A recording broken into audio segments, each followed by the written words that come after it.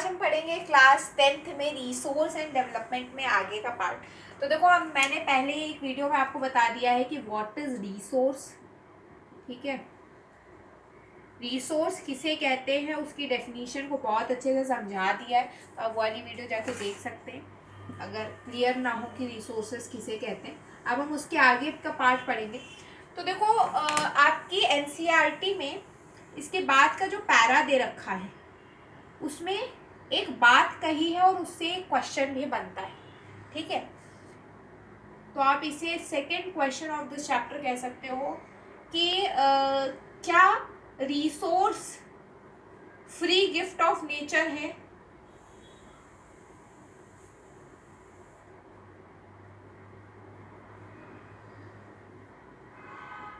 या तो फिर एक ऐसा क्वेश्चन भी आता है कि ह्यूमन रिसोर्स का क्या रोल है इन द रिसोर्सेज, है ना, रिसोर्सेज एंड डेवलपमेंट, ऐसा भी कुछ क्वेश्चन फ्रेम होता है।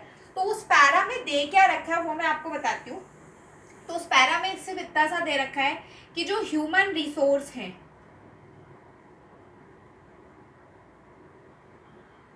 यदि वो ना हो तो इस रिसोर्स का कोई मतलब नहीं है।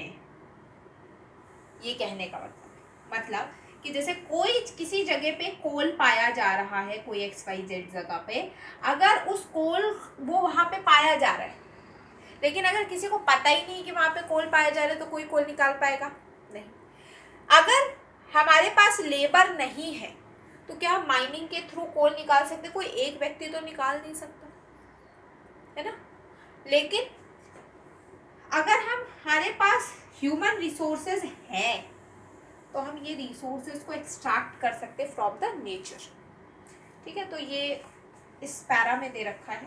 अब नेक्स्ट आते हैं, थोड़ा आगे बढ़ते हैं, आपको टाइप्स के बारे में बात करते हैं। Types of resources.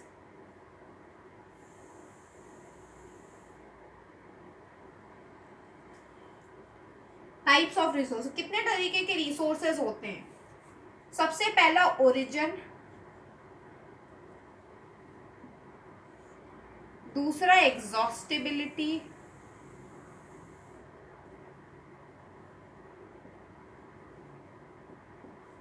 तीसरा ओनरशिप और चौथा स्टेटस ऑफ डेवलपमेंट।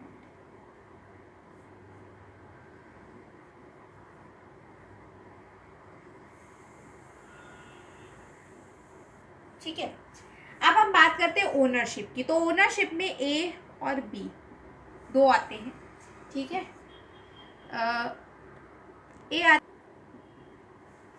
और बी आता है आपका ए बायोटिक।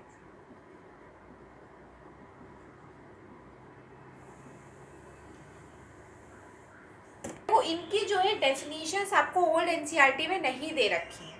ठीक है, लेकिन न्यू एनसीईआरटी, सॉरी गलत बोल दिया मैंने, ओल्ड एनसीईआरटी में इसकी डेफिनेशंस दे रखी है, बट न्यू एनसीईआरटी में आपको इसकी डेफिनेशंस नहीं दे रखी है। तो इनकी डेफिनेशंस आपको याद नहीं करनी है, सिर्फ और सिर्फ इनके नेम्स आपको याद रखने हैं। ठीक है, लेकिन मैं समझा देती हूँ बायोटिक, एबायोटिक क्या होता है।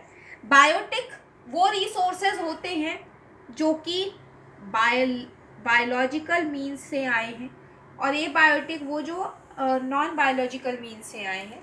जैसे कि विंड हो गया, बायोलॉजिकल से प्लांट आए हैं तो वो बायोलॉजिकल में आ जाते हैं। एग्जॉस्टिबिलिटी के बेसिस पे भी दो हैं, एक रिन्यूएबल और दूसरा नॉन रिन्यूएबल।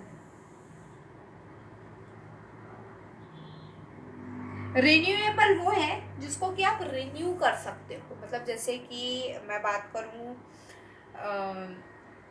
कोई भी ऐसा रिसोर्स हम ले सकते हैं जिन्हें हम रिन्यू कर सकते हैं, जैसे कि फॉसिल फ्यूल्स है।